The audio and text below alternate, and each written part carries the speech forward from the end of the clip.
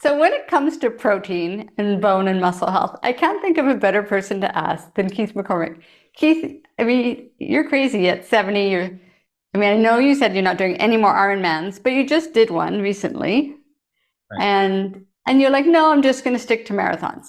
So I know that as we age, we need to have more protein, but it's especially important for individuals that exercise. And so anybody who's concerned about their bone health, they should be exercising. And therefore, in order to make the gains that they're hoping to in muscle strength and therefore supporting their bones, they need to ensure they're getting enough protein.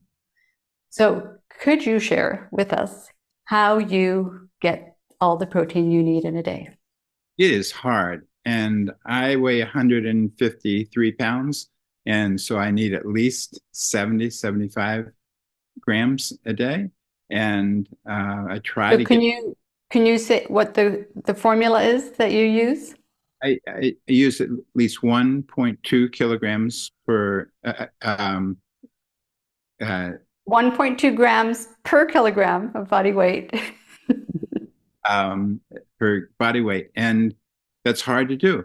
And I try to shoot for 80, maybe even 90, because I think, as you said, as you get older, it is difficult, and to get enough protein and to digest it well and to absorb it well. So, and I can really feel my muscle tone going down, and I look at my arms and my legs, and they don't look, my legs actually look okay, but my arms don't.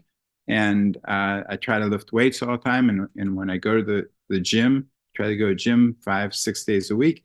I try to run at least 6 days a week. And you're needing to stimulate those muscles, but also fuel them. And so I try to get that protein in right away after I'm done a workout. Um, I think it works better that way.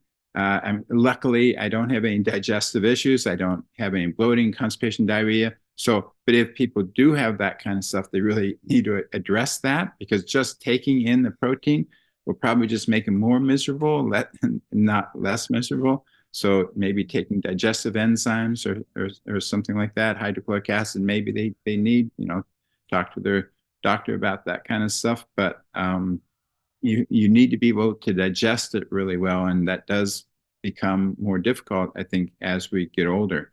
But the protein, your skeleton, your bones are their basis is protein, and that's what collagen is. So if you don't have that collagen there, to build your bone, if you don't have the protein there to build that collagen, you're not going to have the good bone health. And yeah, protein is the basis for that. Great. You and I were chatting about incorporating smoothies because a lot of people, just find it hard to have, sort of a solid protein. And so, would you like to comment on smoothies and potential types of protein powders and I think some people say, oh, I just want to get my protein, my nutrients from my food. And I think that gets hard at certain times, and especially when you're talking about the subject of protein. So it's not a failure to cheat and get one of these protein powders. And I personally, if I do like whey protein, even though I think whey protein is really good, if I take whey protein a lot, it kind of starts to bother me after a while. And I know some other people, other patients that have had also, it's difficult to have whey protein all the time. Pea protein is a really good substitute. Hemp protein, um, amino acid formulas are really good. Amino acids it's not actually a protein, but it's all the amino acids that, especially their essential amino acids that you need to